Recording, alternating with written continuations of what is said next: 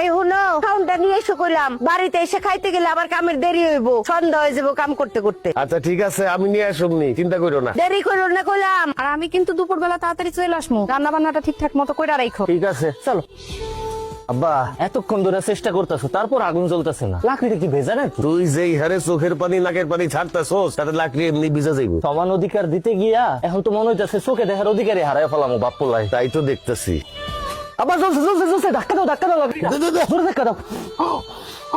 ও ভাবি, আপনি কে? কিস্তি আলি। ভাবি কই? আপনি আলিফের বউ না? হ, আমি আলিফের বউ, কিন্তু আপনার বউ কই? বাপের বাড়িতে গেছে, ভাই আহে নাই, আপনি এসেন কেন? আরে ভাই, প্রত্যেকদিন কি আপনার ভাইরই আসতে হইব? তার অন্য কোনো কাজ থাকতে পারে না? শরীর খারাপ হইতে পারে না? আগামী 15 দিন আমি কিস্তি তুলবো। ভাবি তো 3 সপ্তাহ কিস্তি বাকি, তাড়াতাড়ি টাকাটা দেন। 3 সপ্তাহের কিস্তি রেডি করে আছে, আসেন। কই? টাকা তো ঘরে। নিয়ে আসেন। আরে বাড়িতে এসেন, নাস্তা করবেন, কথা বলবেন, আসেন তো ঘরে আহেন। মানে কি? কিস্তি 3টা জায়গায় 6টা দেবো, 3টা খাতা উঠবেন আর 3টা আপনার জন্য বোনাস। ও তো বাপের বাড়ি, বুঝেন না? হরামির বাচ্চা, তুই এসব কি কইতাছস? কিস্তি দেবো, আসেন না একটু ভিতরে। তোরে জুতোটা দিয়া পিডামু, তোর কিস্তি আলিফ এসে নিব।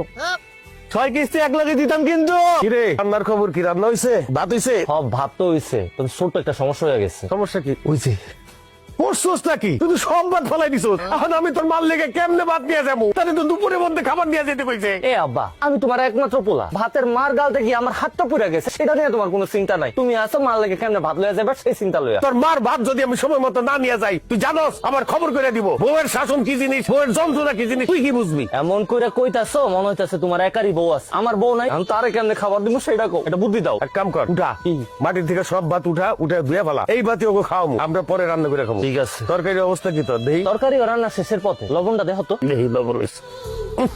করছস কি? কিসে? লবণই তো দেশ নাই। কি কও, লবণ দিছি তো, খারাপ আবার দিতাছি। দে এবার দেখো তো। দেহি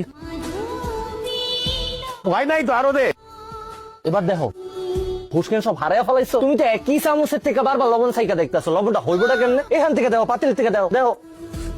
ঠিক আছে? ইয়াল্লাহ, এত লবণ দেয় মানুষ? তুমি নিজেই তো আমার লবণ দিতে কইলা, তাহলে এখন কি করুম? পানি দে, পানি কি করলি তুই? তুই কি এই তরকারির মধ্যে গোসল করবি? এত পানি দেয় কেউ? কি কো আপা, তুমিই তো আমার পানি ঢালতে কইলা। তোর মার সামনে তো আমি মুখ দেখাইতে পারুম না, লজ্জায়। খালি মার কথা লয়ে আইছো, আমি আমার বউয়ের সামনে কেমনে মুখ দেখাম? মারে আমি বুঝাই রাখবো, তুমি চিন্তা করো না। কি আর করবি? এগুলাই দিয়া দে, এগুলা লয়ে যাই। আল্লাহ জানে আজকে কি কবলে আছে। এটাই লয়ে যাও, যা আছে কপালে। হে বালা বেগম, আসো, খাইয়া দাও, আসো আসো। এ বিকাল বাজে 4টা, তুমি এত করে খাও না?